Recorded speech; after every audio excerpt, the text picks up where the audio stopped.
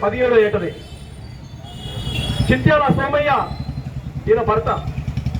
ఆ తర్వాత ఈమెకు 8 మంది పిల్లలు, 7 మగపిల్లగాలు, ఒక ఆడపిల్ల.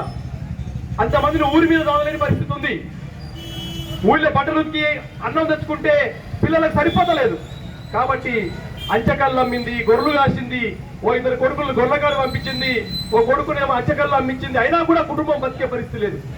ఆ పరిస్థితిలో మల్లపల్లి అని చెప్పి పాలకుర్తి పక్కనే ఉన్నటువంటి ఒక గ్రామ భూస్వామి దగ్గర ఒక 4 ఎకరాలు కౌలుకు తీసుకొని వ్యవసాయం చేయడానికి ప్రయత్నం చేసింది.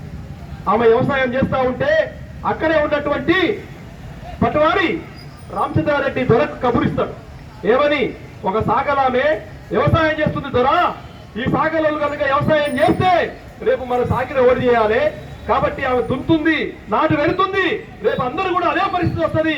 కాబట్టి ఆమె ఇప్పటికీ పొలం పెట్టింది, కాపుకొచ్చింది, పొలం కోతకొచ్చింది, మనం కోసుకొని ఉందని చెప్పి అక్కడ ఉన్నటువంటి ఒక పటవారి సమాచారం ఇస్తే అప్పుడు దొర తన గుండాలను పంపించి ఆమె పొలాన్ని దోసుకోవడానికి ప్రయత్నం చేస్తాడు.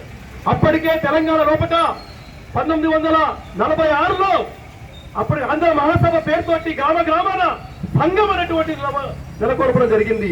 ఆ సంఘానికి నాయకత్వం వహిస్తున్నటువంటి అప్పుడున్నటువంటి నాయకులు భీమిరెడ్డి నరసింహారెడ్డి గారు, నల్ల నరసింహులు గారు, రావి నారాయణ రెడ్డి, అదేవిధంగా ఆలయానికి సంబంధించినటువంటి మన ఆరుట్ల కమలాదేవి, ఆరుట్ల రామచంద్రారెడ్డి, అనేక మంది యోధులు ఎట్టి తాకిడి పోవాలని చెప్పి ఊరు తిరుగుతూ సభలు మీటింగులు పెడుతున్నారు. మన లెక్కనే సభ పెడుతున్నారు ఊరికి పోయి.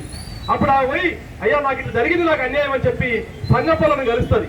కలిస్తే వాళ్ళు మేము వస్తాం పామ్మ మీ ఊరికి, రేపే వస్తున్నాం అని చెప్పి అక్కడున్నటువంటి దొర కమాండరు నల్ల నరసింహులు గారిని పంపిస్తారు.